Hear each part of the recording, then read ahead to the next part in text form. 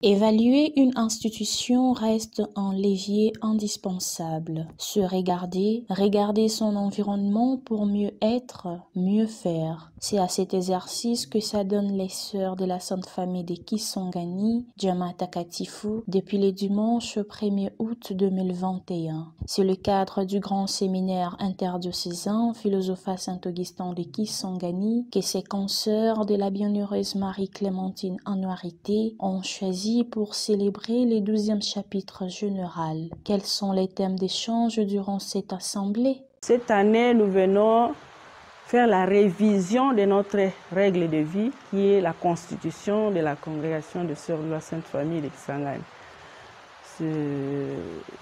Et dans cette révision, nous allons voir les problèmes majeurs.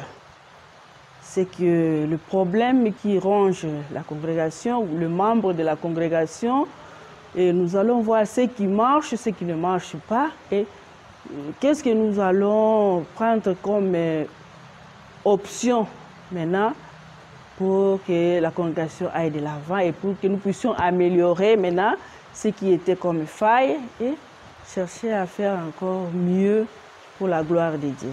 Seuls quelques délégués appelés capitulaires venus des différentes communautés Kinshasa, Isiro, Wamba et Kisangani prennent part aux travaux. Quelles sont leurs attentes? Nos attentes, vraiment, c'est que le Seigneur nous donne une modératrice suprême selon son cœur.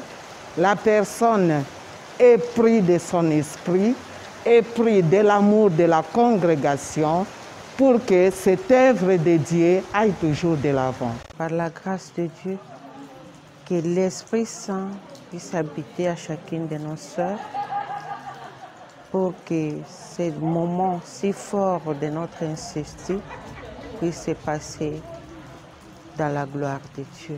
Des experts, des facilitateurs ont été nommés par son Excellence Monseigneur Marcel Otembitapa, archevêque de Kisangani, pour accompagner les consoeurs. Parmi eux, l'abbé Jacques Bolombe. Le chapitre général, c'est l'organe suprême de la congrégation. Et la décision qui est prise par le chapitre général engage tout l'institut et donc toutes les sœurs.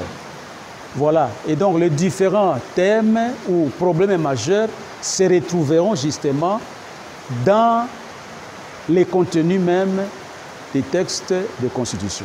C'est Monseigneur François Marabou, vicaire général, qui a ouvert les travaux par une célébration eucharistique. Dans son homélie, il a exhorté les sœurs à savoir tenir à leur engagement et à bien assumer leurs responsabilités dans le service de l'Église et de la société.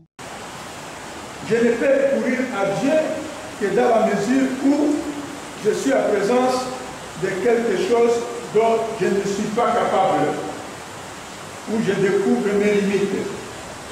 Et Dieu me vient en appui. Je ne suis pas en mesure de le faire moi-même. Voilà la vraie foi. Une foi rationnelle qui me fait prendre conscience de ma responsabilité. Rappelez-nous la demande de Jésus à son apôtre Philippe. Donne-leur à manger. Et quand il se découvre un jeune garçon avec 5 pains et 2 poissons, Dieu va réaliser son miracle à partir de ce dont dispose l'homme. C'est de l'homme. Pas une foi sentimentale, une foi de résignation qui malheureusement nous caractérise aujourd'hui. Qui nous fait tout le temps recourir à Dieu, même pour des petites choses dont nous sommes capables. C'est une foi de démission devant notre engagement, notre vie, notre responsabilité. À la même occasion, certaines sœurs, Marie-Claire Napikia, Marie-Ange Makaleme, Cécile Boudoumo, Véronique Mabanza et Charlotte Kalombo ont renouvelé pour un an leurs vœux d'obéissance, de chasteté et de pauvreté. Que nos prières les accompagnent.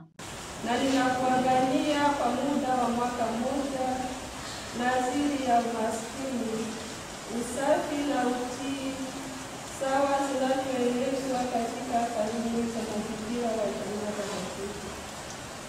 na usiku yako na mwisho, wakikubalia sadaka hii na kunijalia neema ya kuitumiza na Pour Archikiss Online, reportages et commentaires, Yusil Rosalita Kachova, prise de vue de son et montage, Cédric Sabiti. Remerciements, Son Excellence Monseigneur Marcelo Tembitapa, archevêque de Kisangani et président de la conférence épiscopale nationale du Congo Sanko, aumônerie universitaire, paroisse Saint-Esprit.